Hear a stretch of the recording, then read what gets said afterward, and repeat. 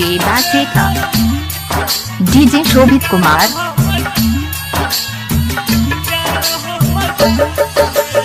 महिमा डीजे, बस साइट महिमा डीजे।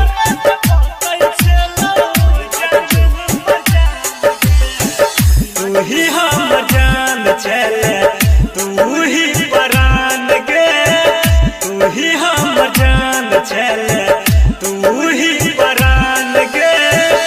तोरे बताई चलो जान हम जान गे, तू ही हम जान चले, तू ही परान गे। डीजे बस साइट चौक पाली,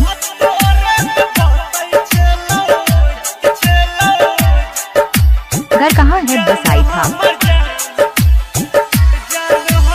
महिमा डीजे, घर कहाँ है बस साइट, महिमा डीजे। डीजे शोभित मुखिया, डीजे बस साइट चौक पाली,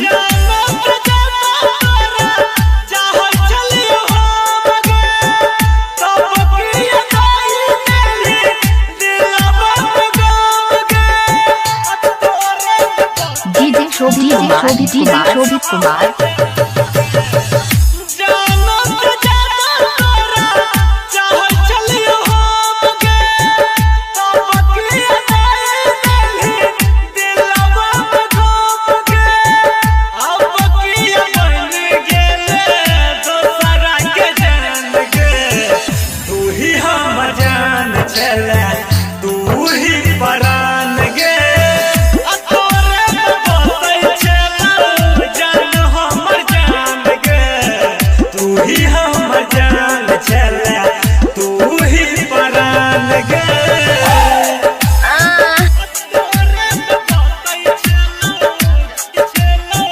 डीजे बस साइट चौक पाली,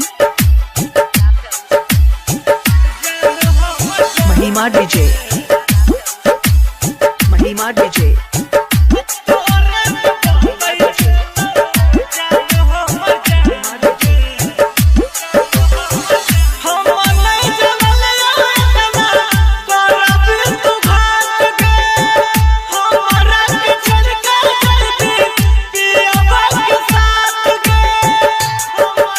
डीजे शोभित कुमार,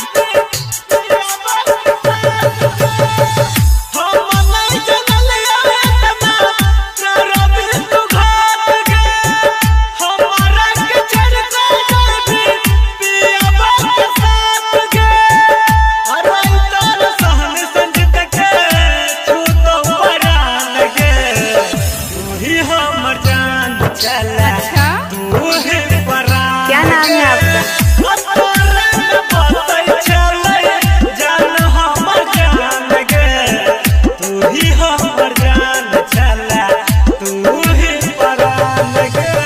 मोबाइल नंबर 8287319014।